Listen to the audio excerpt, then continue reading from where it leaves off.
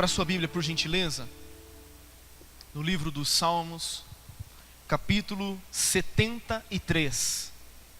Livro dos Salmos, capítulo 73.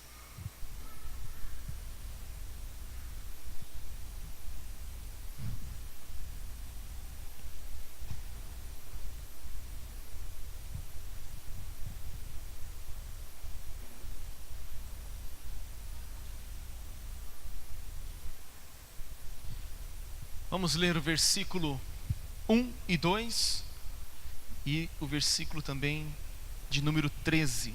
Versículo 1 e 2 e o versículo 13. Diz assim: Com efeito, Deus é bom para com Israel, para com os de coração limpo. Quanto a mim, porém, quase me resvalaram os pés.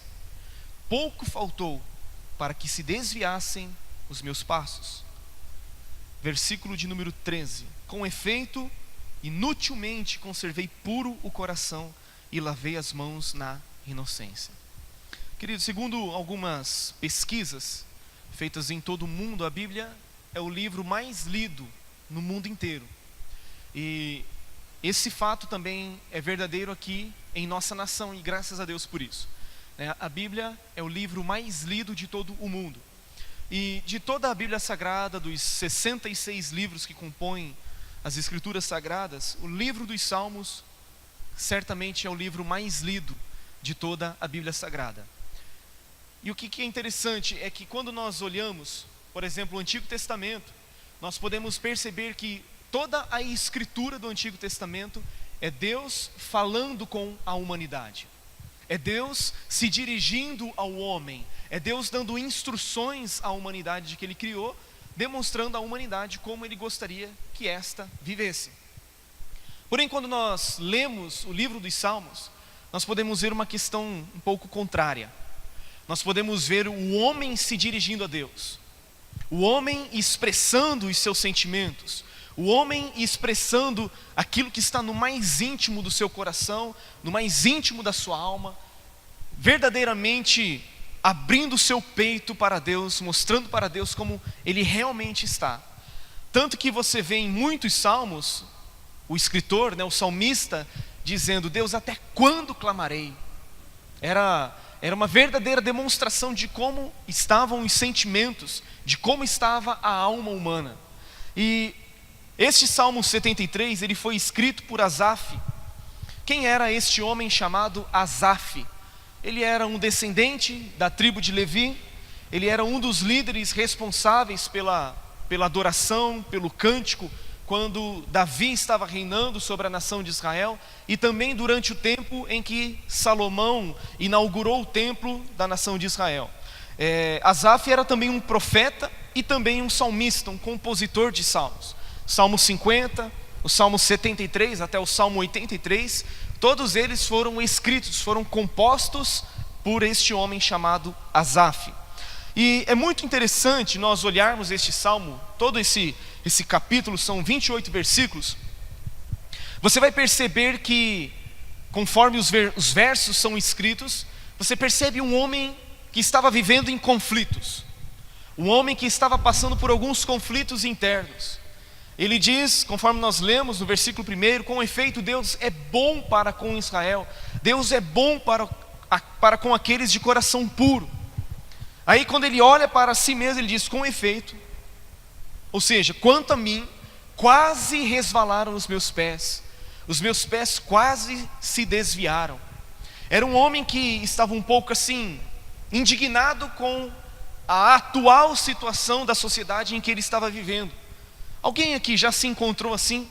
Tanto que no versículo 3 ele vai dizer: eu invejava os arrogantes ao ver a prosperidade dos perversos. Ou seja, ele está dizendo que a forma como as coisas estavam caminhando, isso estava gerando nele uma crise interna, estava gerando nele conflitos internos.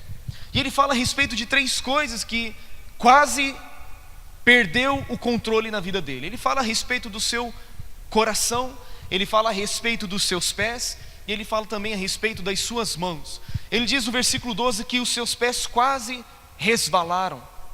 quase resvalaram os pés, ou seja, pouco faltou para que se desviassem os seus passos. E aqui a Bíblia nos mostra o que nós precisamos guardar. Nós precisamos guardar os nossos pés, porque pés na Bíblia falam de caminho, pés na Bíblia falam de trajetória, falam da nossa caminhada, fala da nossa jornada de fé. Jesus em Mateus 7,14, todos nós conhecemos este texto, mas ele diz: porque estreita é a porta e apertado o caminho que conduz à vida, e são poucos que acertam com ela. Portanto, sempre que você vê a Bíblia falando a respeito de pés, está falando a respeito de caminho, está falando a respeito de jornada, está falando a respeito da sua trajetória, está falando a respeito da nossa trajetória até a glória eterna. Ele fala ainda a respeito do seu próprio coração.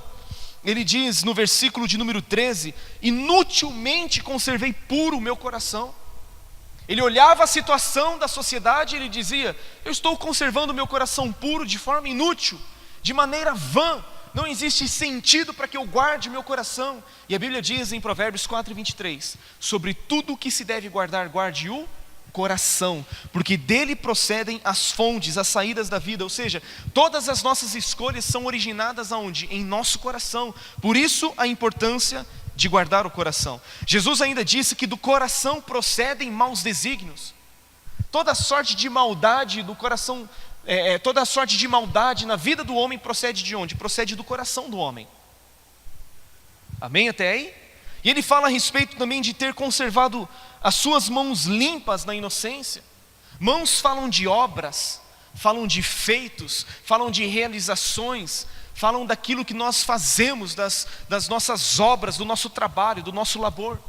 E o salmista Asaf está dizendo: eu quase resvalei os pés, inutilmente eu conservei o meu coração puro e também lavei as mãos na inocência.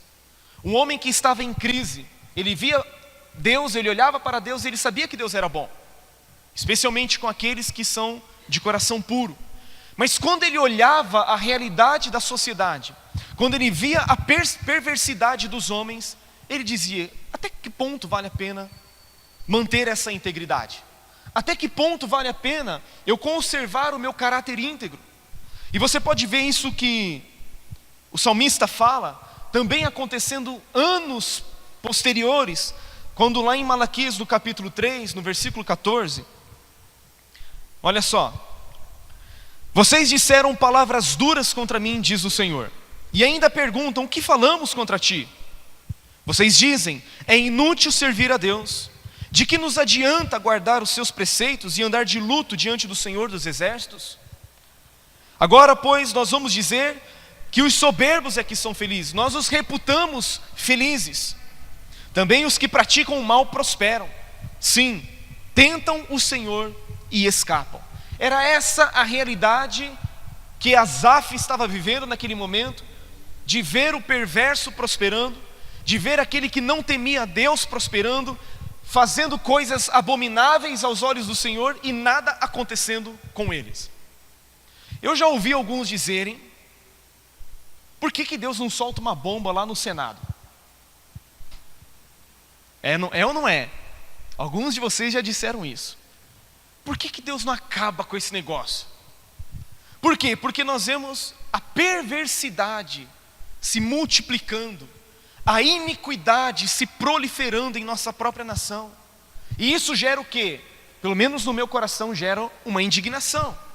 Pelo menos no meu coração isso gera um desconforto. E eu creio que essa é a concepção que vocês têm também, no sentido de se indignar com toda a realidade que, por exemplo, o Brasil está vivendo, e aparentemente nada está acontecendo com aqueles que praticam a perversidade. E este era o conflito deste homem chamado Asaf. No versículo de número 3, ele mostra como estava o seu coração. Ele diz: pois eu invejava os arrogantes ao ver a prosperidade dos perversos. Olha o versículo 21 deste mesmo salmo: quando o coração se amargou e as entranhas se me comoveram. O seu coração estava cheio de inveja, o seu coração estava amargurado, as suas entranhas estavam totalmente alteradas. Ou seja, o mais íntimo do seu ser estava totalmente inconformado com aquela situação. que a nação estava vivendo, que os perversos estavam experimentando. Primeiro ponto da minha mensagem, fiz só uma introdução. Primeiro ponto da mensagem é a prosperidade dos perversos. Nós vamos ver isso do versículo 4 ao versículo 11. Asaf diz: a prosperidade dos perversos foi algo que gerou inveja no meu coração. Ver os arrogantes prosperando. O que significa prosperidade? A raiz da palavra prosperidade é shalom. É um dos nomes que é atribuído a Deus. Deus chama a si mesmo de Jeová Shalom. O Senhor é paz. Mas essa palavra ela é um pouco abrangente, porque ela significa também completo, saúde, bem-estar, paz, segurança, prosperidade, tranquilidade. Então quando o salmista via a saúde, o bem-estar, a paz, a segurança, a prosperidade, a tranquilidade dos perversos, isso gerava um certo conflito nele.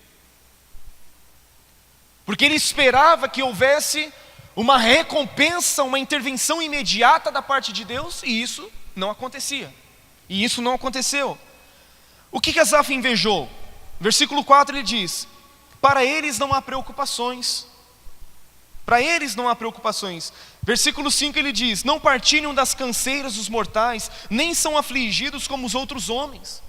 Aí no versículo de número 11 ele diz, versículo 12 ele diz: eis que são estes os ímpios, e sempre tranquilos aumentam as suas riquezas. Ele olhava a situação e dizia: está todo mundo indo bem e eu estou aqui nesse perrengue. Está todo mundo prosperando de uma forma ilícita, de uma forma errada, de uma forma que não agrada a Deus, e nada acontece. Agora vejam as características do homem perverso que Asaf reputa como bem-aventurado, como feliz, como alguém que tinha tudo o que precisava. Versículo de número 4: para eles não há preocupações, o seu corpo é sadio e nédio. O que significa sadio? O seu corpo é robusto. Nédio significa robusto. Ou seja, eles experimentam, eles desfrutam de uma saúde perfeita.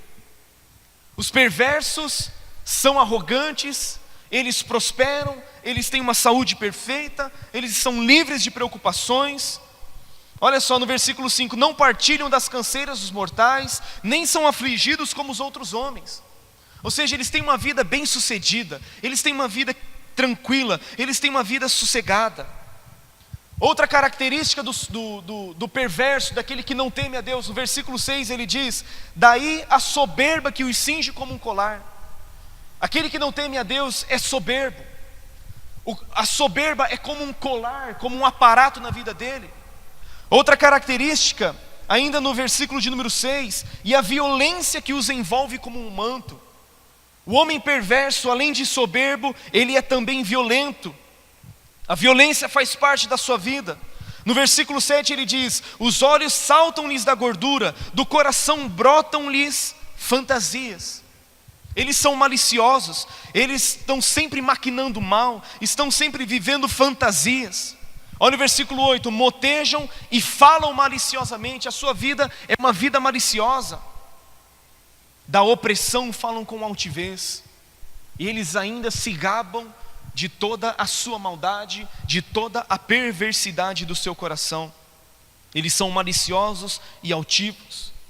Ainda no versículo 8 ele diz, versículo 9 ele diz: contra os céus desandam a boca, e a sua língua percorre a terra. Ou seja, além de tudo, eles são irreverentes e são destementes, são blasfemos. Eles não se preocupam com Deus, eles não se preocupam com o que Deus pensa. Esta é a realidade daqueles que não temem a Deus, esta é a realidade dos perversos. Aí no versículo 10 ele diz: por isso o seu povo se volta para eles, e os tem por fonte de que bebe a largos sorvos. Ou seja, eles são manipuladores, eles querem que as pessoas estejam sempre à sua volta, eles querem que as pessoas sejam sempre dependentes deles. Esta é uma característica de alguém manipulador. Quer sempre as pessoas por perto, quer sempre que as pessoas o vejam como quem? Como sendo uma fonte, de quem ele pode beber, de quem ele pode desfrutar. Esses homens simplesmente não temem a Deus, eles não têm consciência de eternidade. Eles não têm consciência da eternidade. Olha o versículo 11. E diz: como sabe Deus? Acaso há conhecimento no Altíssimo? Em outras palavras, eles estão dizendo: você acha que Deus está preocupado com isso que nós estamos fazendo? Você acha que Deus se importa com isso? Você acha que Deus se importa com política? Em outras palavras, você acha que Deus está preocupado com o que está acontecendo? Deus está preocupado com a salvação da humanidade. Deus está preocupado em abençoar a humanidade. Deus não está preocupado se as pessoas temem ou não ao seu nome. Mas isto é uma mentalidade de alguém que não tem consciência da eternidade, de que um dia haverá o quê? Prestação de contas, de que um dia todos estarão diante do tribunal de Cristo, para dar contas de si mesmo por todos os seus atos, por todos os seus feitos. Asaf, quando vê tudo isso, ele pensa: se Deus vê tudo isso, e Deus não intervém, e Deus não faz nada, por que é que eu estou conservando o meu coração puro? Por que é que eu estou lavando as mãos na inocência?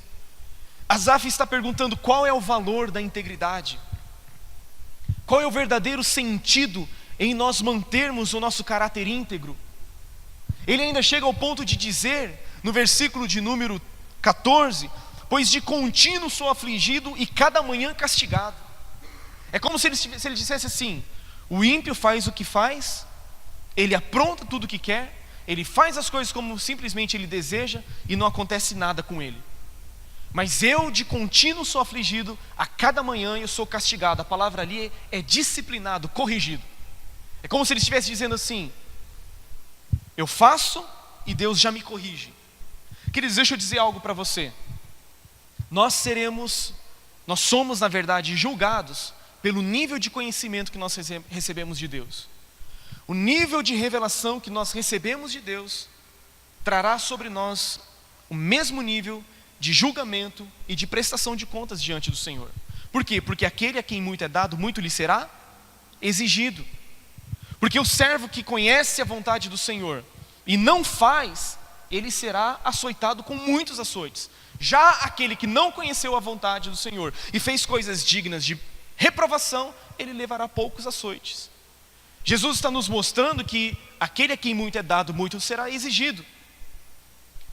E sabe por que o ímpio ele não recebe o castigo?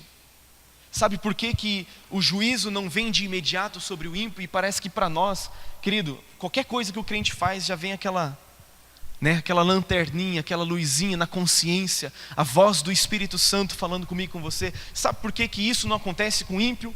Porque eles não têm o Espírito Santo que os guia em toda a verdade, porque eles não são filhos, e eles não têm a disciplina como um dos aspectos da paternidade divina sobre a vida deles. É por isso que quando você tropeça, quando você cai, quando você erra, já está lá na sua consciência falando com você.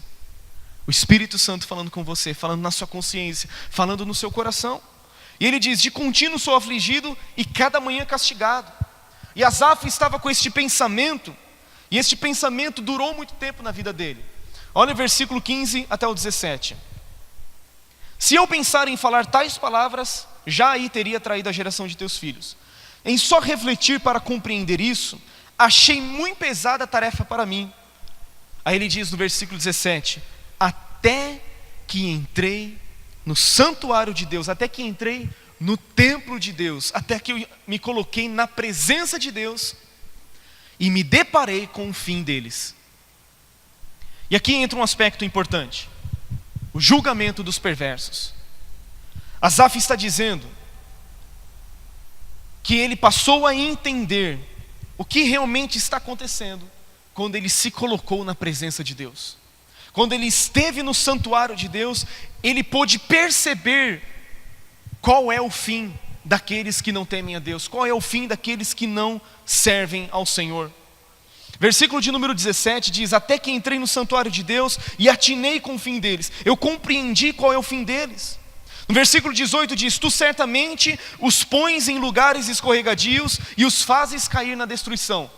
Significa que o ímpio, embora esteja andando em tranquilidade, embora ele esteja caminhando aparentemente numa tranquilidade, numa vida sem preocupações, numa vida saudável, ele está caminhando por um caminho escorregadio, e certamente no momento certo ele vai escorregar, ele vai cair na sua própria destruição. É isso que a palavra de Deus está dizendo. Versículo 19 diz: como ficam de súbito assolados. Da mesma forma que eles estão bem, de súbito, rapidamente, de um momento para outro, eles são assolados de terror, eles são aniquilados de terror, como ao sonho. Versículo 20: quando se acorda, assim, ó Senhor, ao despertares, desprezarás a imagem deles. Ou seja, a vida é passageira, a vida é muito rápida. Assim como num sonho, como alguém que acorda, bum, o sonho acabou. Assim é a vida do ímpio. Assim é a vida daquele que não teme a Deus. Quantos estão entendendo? E foi na presença de Deus que ele percebeu que o ímpio não prevalece na congregação do justo. Se o justo é como árvore plantada junto a ribeiros de águas, assim não é o ímpio, pois ele é como a palha que o vento dispersa. É isso que está escrito no Salmo 1. Os ímpios não são assim, são como a palha que o vento dispersa. Por isso, os perversos não prevalecerão no juízo, nem os pecadores na congregação dos justos. Pois o Senhor conhece o caminho dos ímpios, dos justos, mas o caminho dos ímpios perecerá. Essa é a recompensa dos ímpios. Esta é a recompensa daqueles que não temem a Deus. Malaquias 3:16 até o 18 diz assim: então os que temiam ao Senhor falavam uns aos outros. O Senhor escutou com atenção o que dizia. Havia um memorial escrito diante dele para os que temem ao Senhor e para os que se lembram do seu nome. Eles serão para mim tesouro particular naquele dia que preparei, diz o Senhor dos exércitos. Eu os pouparei como um homem poupa a seu filho que o serve. Então vocês verão mais uma vez a diferença entre o justo e o ímpio, e aquele que serve a Deus e aquele que não serve a Deus.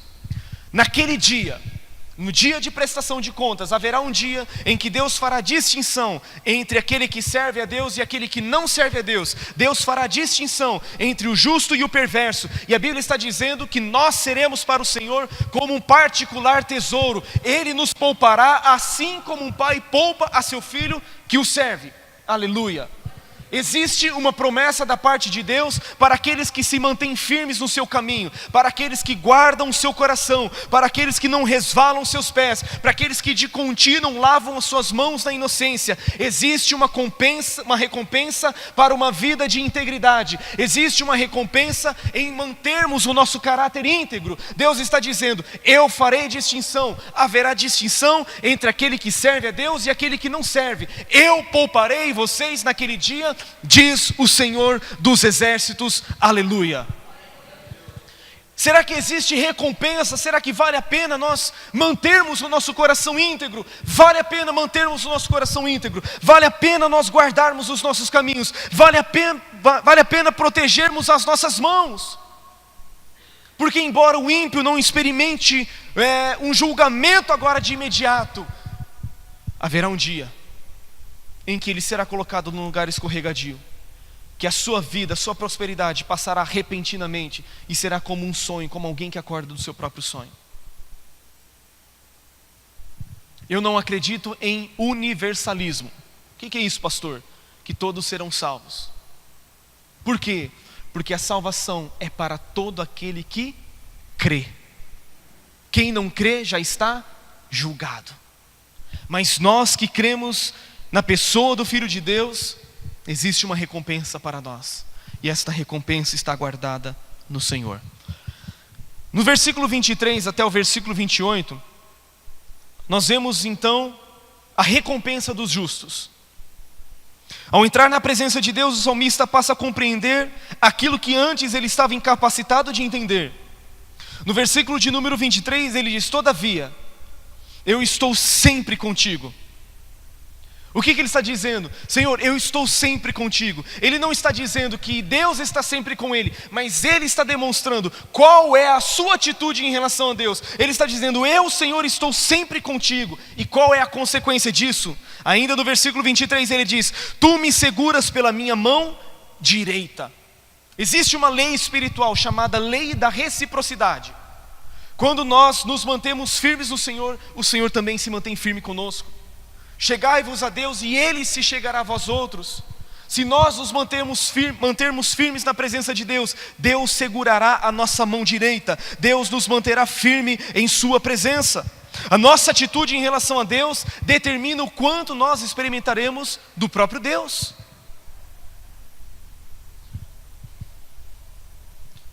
Tem um salmo que diz que para com o puro, Deus se mostra puro. Que para com o íntegro, Deus se mostra íntegro. Mas para com o perverso, Deus se mostra inflexível. Porque a nossa atitude em relação a Deus determina qual será a atitude de Deus em relação a nós. Se nós o escolhermos, se nós o abraçarmos, queridos, nós jamais seremos desprezados pelo Senhor. A um coração quebrantado e contrito, Deus não despreza. Ele não rejeita um coração quebrantado e um coração contrito. Aleluia. Ele diz, tu me seguras pela minha mão direita, o justo está sempre amparado por Deus. Ainda no versículo de número 24, tu me guias com o teu conselho, e depois me recebes na glória. Tu me guias com o teu conselho. Sabe o que Deus quer ser teu? Ele deseja ser o teu conselheiro. Ele é o maravilhoso conselheiro que está sempre nos conduzindo, está sempre nos aconselhando, está sempre direcionando o caminho pelo qual nós devemos caminhar. E qual é a recompensa de alguém que ouve o conselho? Tu me guias com o teu conselho e depois me recebes na glória. A glória está falando daquele momento final da salvação. A glorificação final, a consumação da nossa salvação é quando nós estivermos para sempre com o Senhor. No Salmo 32, verso 8 e 9, instruir-te-ei e te ensinarei o caminho que deves seguir, e sob as minhas vistas te darei conselho. Deus deseja se relacionar conosco, Deus deseja nos aconselhar, Deus deseja nos conduzir. O versículo seguinte, por favor, versículo 9. Não sejais como o cavalo, nem como a mula que não tem entendimento, cuja boca precisa de cabresto e freio, de outra forma não se sujeitarão. Deus não deseja, queridos, estabelecer sobre nós regulamentos. Deus deseja estabelecer conosco um relacionamento em que Ele nos guia, em que Ele nos orienta, em que Ele direciona os passos que nós devemos seguir. Deus está dizendo, não seja como o cavalo, não seja como a mula que não tem entendimento, que só obedece se tiver cabresto. Eu quero ser o conselheiro de vocês, eu quero instruir vocês, porque sob as minhas vistas vocês estarão seguros. Aleluia. No versículo 25, aqui é algo tremendo, querido, porque ele diz, quem mais tenho eu no céu? Ele está, depois de ter passado por conflitos terríveis, depois de ter considerado a si mesmo como um embrutecido, um ignorante, um irracional na presença de Deus, ele chega à conclusão, Deus, a quem mais tenho eu no céu? Queridos, o que nós temos de mais precioso é o próprio Deus. O que nós temos de mais importante na nossa vida, o nosso maior patrimônio é Deus. Ele está dizendo, quem mais tenho eu no céu? Ele diz, não há outro em quem eu me compraza na terra. Ele está dizendo, Deus, aquilo que há de mais importante na minha vida é o Senhor. O Senhor é o meu tesouro lá no céu, mas o Senhor é também o meu prazer aqui na terra. O Senhor é aquilo que eu estou aguardando um dia encontrar lá nos céus, mas enquanto eu estou aqui na terra, o meu prazer é o Senhor. Jesus ouviu do Pai, este é o meu Filho amado em quem eu me com prazo, mas agora ele está dizendo: Senhor, eu tenho prazer no Senhor aqui na terra. Enquanto eu estiver aqui nesta terra, o meu prazer será o Senhor. Enquanto eu estiver aqui, o Senhor será a minha herança, o Senhor será aquilo que há de mais precioso na minha vida. Não há outro em que eu me compraza aqui na terra. O salmista está dizendo: Senhor, eu não quero apenas as bênçãos de Deus, eu quero o Deus das bênçãos.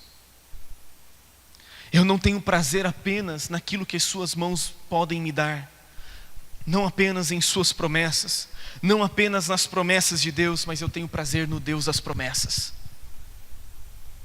Queridos, falta-nos nos dias de hoje prazer em Deus. Sabe por quê? A Bíblia diz: deleita-te também no Senhor, e Ele satisfará os desejos do seu coração. Muitas vezes nós estamos em busca das coisas, estamos em busca da prosperidade, estamos em busca daquilo que nós podemos alcançar, mas muitas vezes falta-nos prazer em Deus. Hoje o que nos falta não é alimento, hoje o que nos falta é fome. Hoje o que nos falta não é água viva do céu, o que nos falta hoje é sede.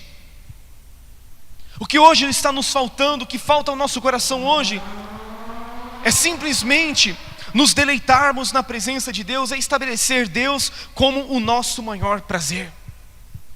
Sabe por que as pessoas ficam amarguradas? Sabe por que as pessoas são tomadas de inveja? Sabe por que as pessoas são tomadas de uma insatisfação que nunca acaba, uma insatisfação que nunca termina? Porque elas não têm prazer em Deus. Enquanto elas não entenderem que primeiramente é necessário ter prazer em Deus, elas continuarão vivendo uma vida de insatisfação, uma vida incompleta, uma vida vazia, uma vida que não vale a pena. Mas o salmista Asaf está dizendo: Deus, eu tenho o Senhor no céu, mas eu me comprazo no Senhor aqui na terra. O meu prazer não está na prosperidade, o meu prazer não está nas coisas, o meu prazer não está nos bens materiais, o meu prazer está em Deus. Aleluia.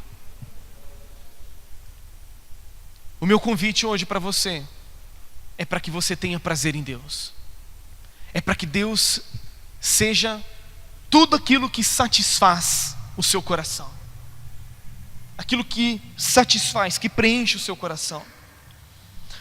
No versículo 26 ele diz, vamos caminhar mais um pouco: ainda que a minha carne e o meu coração desfaleçam, Deus é a fortaleza do meu coração.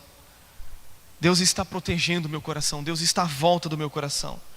E ele diz: Deus é a fortaleza do meu coração e a minha herança para sempre. Deus era o que do salmista? Herança dele. O que isso significa? Preste atenção em algo. Asaf era descendente da tribo de Levi.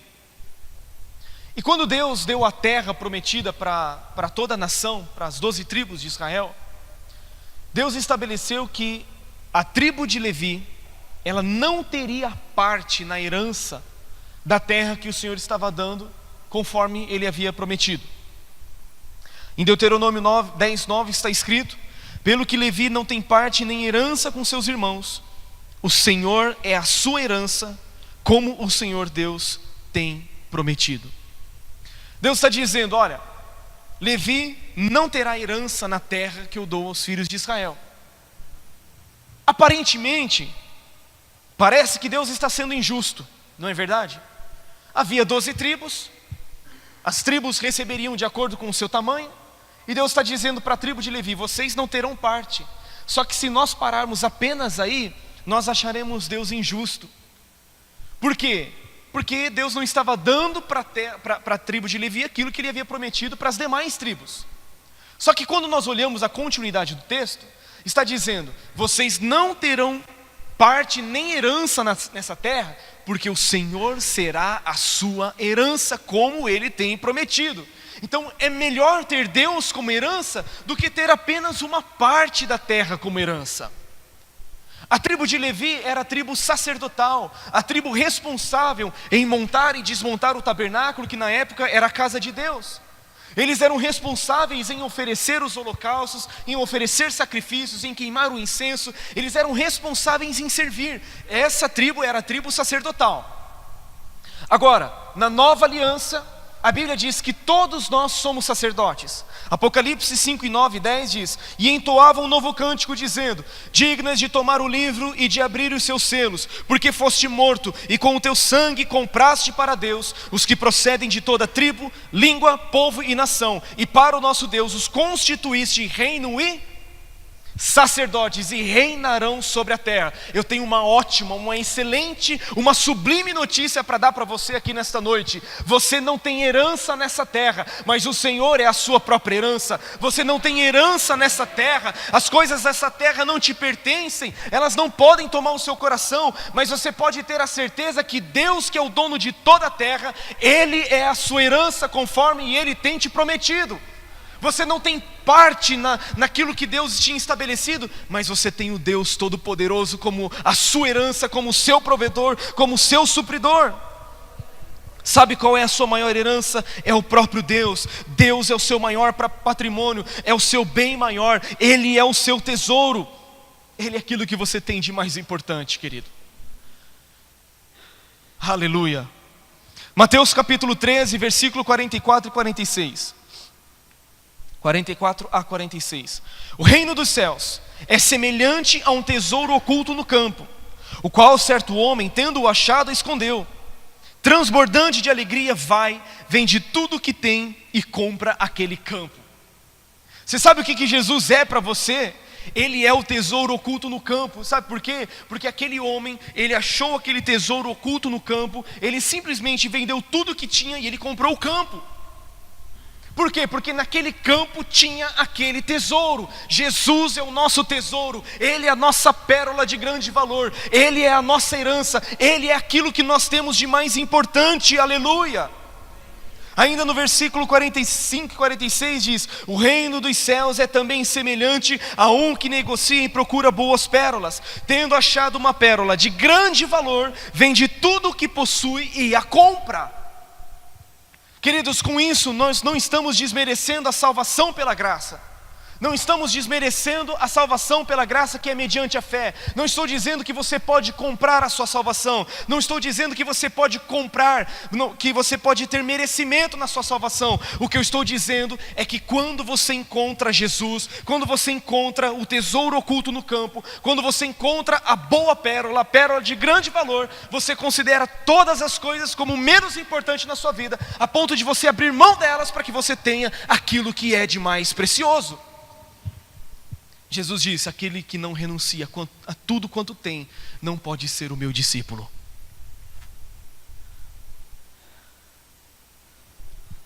O apóstolo Paulo diz ainda, Filipenses 3 e 8. Deixa eu ler esse texto com você. Filipenses 3 e 8.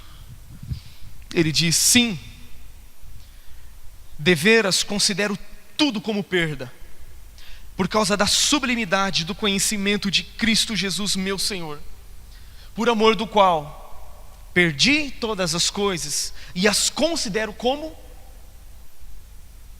Está com vergonha de falar?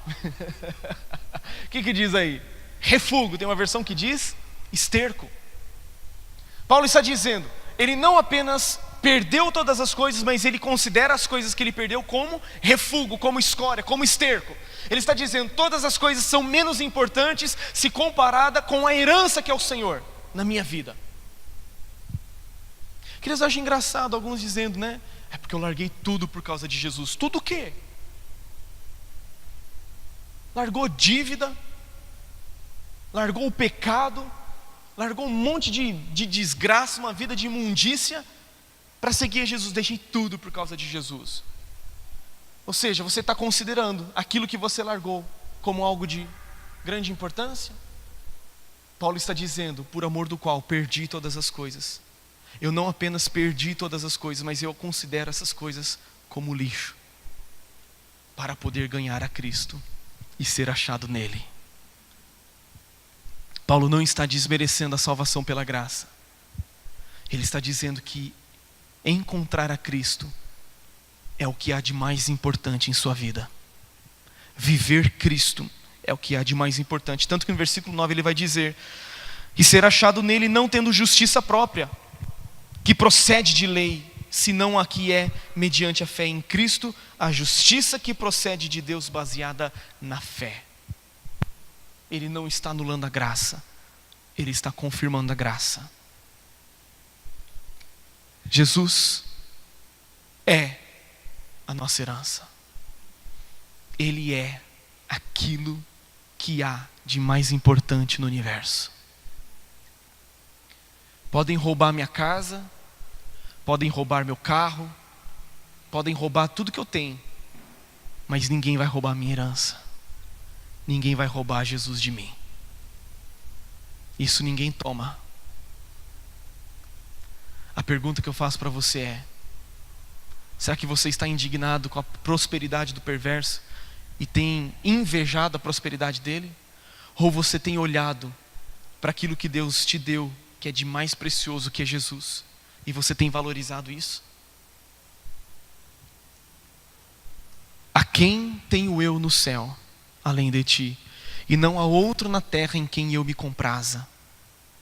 Ainda que o meu coração e a minha carne desfaleçam, o Senhor é a fortaleza do meu coração, a minha herança para sempre. O livro de Cantares, eu vou caminhar para a conclusão. O livro de Cantares mostra uma figura entre o noivo e a noiva. Fala da paixão, do amor, do desespero que o noivo tem pela noiva e o desespero e a paixão que a noiva tem pelo noivo. E isso é uma figura de como deve ser o nosso relacionamento com Cristo, como deve ser o relacionamento da igreja com Cristo.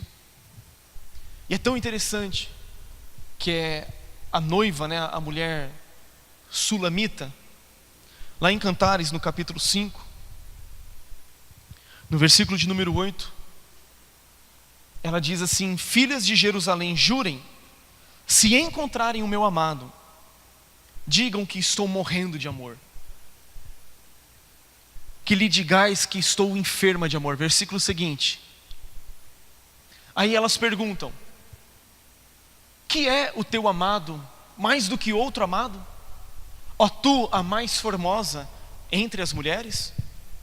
Que é o teu amado mais do que outro amado, para que assim nos conjures, para que nos obrigues a dizer isso? Versículo seguinte, ela diz: o meu amado é cândido e rubicundo. Gente do céu, que versão é essa? É cândido e rubicundo, o primeiro entre 10.000. A minha versão diz assim: o que é o seu amado, o que é que o seu amado tem que outros não tenham, para que você nos faça jurar? Ela diz: o meu amado é alvo e rosado, o mais destacado entre 10.000. Ele é distinto, ele é diferente, ele é único. E essa pés, e ele fala também a respeito das suas mãos. Ele diz no versículo 12 que os seus pés quase resvalaram os pés, ou seja, pouco faltou para que se desviassem os seus passos. E aqui a Bíblia nos mostra o que nós precisamos guardar. Nós precisamos guardar os nossos pés, porque pés na Bíblia falam de caminho, pés na Bíblia falam de trajetória, falam da nossa caminhada, fala da nossa jornada de fé. Jesus, em Mateus 7,14, todos nós conhecemos este texto, mas ele diz: porque estreita é a porta e apertado o caminho que conduz à vida, e são poucos que acertam com ela. Portanto, sempre que você vê a Bíblia falando a respeito de pés, está falando a respeito de caminho, está falando a respeito de jornada, está falando a respeito da sua trajetória, está falando a respeito da nossa trajetória até a glória eterna. Ele fala ainda a respeito do seu próprio coração.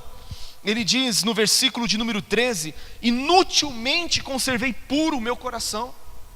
Ele olhava a situação da sociedade e ele dizia: eu estou conservando o meu coração puro de forma inútil, de maneira vã. Não existe sentido para que eu guarde o meu coração. E a Bíblia diz em Provérbios 4:23: sobre tudo o que se deve guardar, guarde o coração, porque dele procedem as fontes, as saídas da vida. Ou seja, todas as nossas escolhas são originadas aonde? Em nosso coração.